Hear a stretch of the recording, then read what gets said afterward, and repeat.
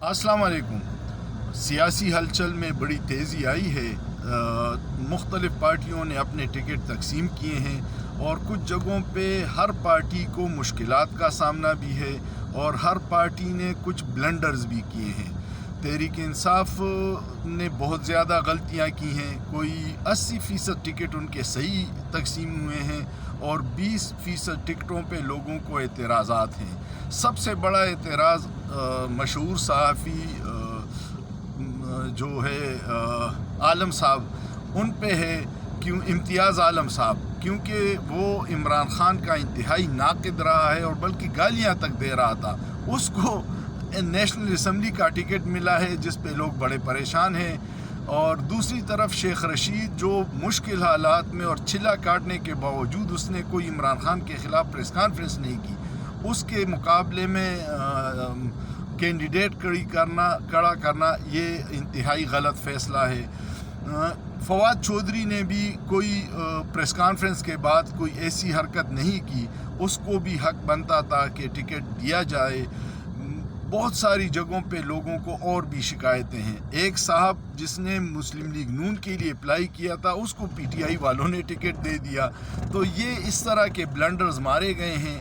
अब भी वक्त है फ़ौरन चीज़ों को ठीक कर लें। टोबर टैक्सिंग में रियाज फतियाना साहब जो पहले एमएनए रहे हैं, उन्होंने एक नौवारिद सरमाएदार को टिकट दिलवाया है और वहाँ लोकल हलके में ये भी बातें हैं कि पैसे दे के ये टिकट दिलवाया गया है। वहाँ जो तंजीम थी, जो तंजीम के लोग जिसको रिकमेंड कर रहे थे, उसको बिल्कुल नज़रअंदाज किया गया है।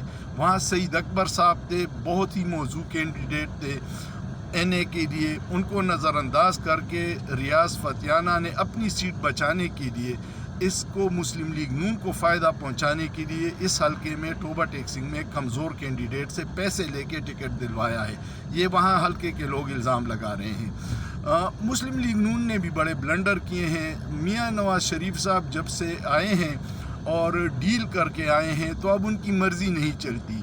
तहरीक इस्तेहकाम पाकिस्तान पार्टी के साथ जो सीट एडजस्टमेंट हुई है उसमें सबसे ज़्यादा तनकीद ग़ुलाम सरवर की सीट पे हो रही है। ग़ुलाम सरवर जो मियां नवाज़ शरीफ और उसकी फैमिली को तनकीद तो हर सियासी लोग करते हैं, वो गालियां देता था और उसको मुस्लिम लीग नून ने सीट एडजस्टमेंट में एकामोडेट किया है, जिस पे सोशल मीडिया पे बहुत ज़्यादा तनकीद हो रही है। इस तरह की गलतियां बहुत सारी पार्टियों ने की है। मियां नवाज़ शरीफ के पास इस वक्त मेरे ख़्याल में टिकट देने का इख्तियार भी नहीं है। जिस तरह उनके केसेस माफ़ किए हैं, जिस तरह सरेंडर किया है, और तलाल चौधरी को टिकट नहीं मिला, वो एक जो एयरफोर्स के चीफ़ हैं उनके भाई को मिला है। दानियाल अजीज़ जो पार्टी के साथ मुश्किल वक्त में खड़ा था और उसको पाबंदी का सामना और तौहीन अदालत का सामना भी करना पड़ा, उसको भी नज़रअंदाज किया गया है। ये ऐसे हलके हैं जिसमें अगर आप हकीकी वर्करों और जो मुश्किल वक्त में खड़े हैं उनकी जगह नौवारिद या नौदौलतियों को टिकट देंगे तो इसका असर तंजीम पे भी पड़ता है और कारकुनों में भी मायूसी फैलती है। आज सुप्रीम कोर्ट में तहरीक इंसाफ के बल्ले का केस भी लगा हुआ है और बदकिस्मती देखिए कि अवामी नेशनल पार्टी ने भी इंट्रा पार्टी इलेक्शन सिरे से करवाए नहीं हैं। उनको सिर्फ 20,000 रुपये जुर्माना और उनको 10 मई तक टाइम दिया है, जबकि तहरीक इंसाफ को जुर्माना भी नहीं किया, टाइम भी नहीं दिया, उन्होंने इलेक्शन भी करवाए, सीधा सीधा उनसे बल्ले का निशान छीन लिया।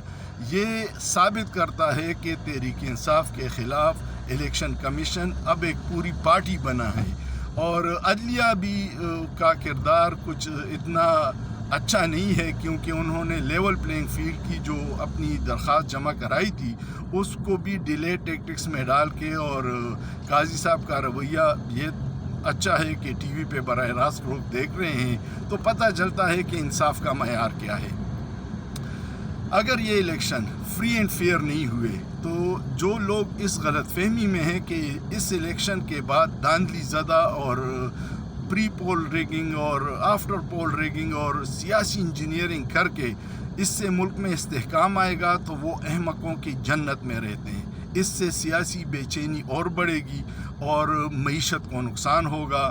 اس جعلی الیکشن کو کوئی نہیں مانے گا جو ایک پارٹی کو دیوار سے لگا کے اور دوسری پارٹی کے لیے پوری انتظامیہ اور ادارے سہولت کاری کر رہے ہیں. اس طرح کے جعلی الیکشن کو کوئی نہیں مانے گا.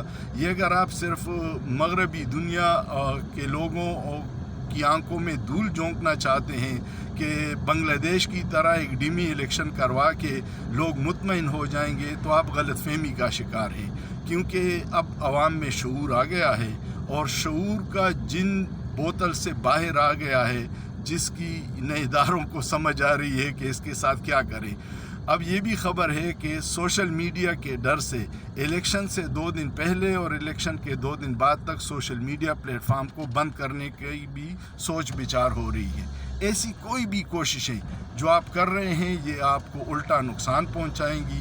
کیونکہ پڑھا لکھا نوجوان جو اس وقت 7-8 کروڑ ہے اور اس میں بہت سارے لوگ پہلی دفعہ ووٹ ڈالیں گے، وہ سب کچھ آبزرو کر رہے ہیں اور یہ نفرت آپ کے خلاف جائے گی. خدا را اس ملک کو بچانے کے لیے اپنا کردار ادا کیجیے گا. فری اینڈ فیئر الیکشن کیجیے گا. پولیٹیکل انجینئرنگ بند کیجیے گا. تبھی یہ ملک آگے چلے گا اور سیاسی استحکام آئے گا. امید ہے آپ کو یہ ویڈیو پسند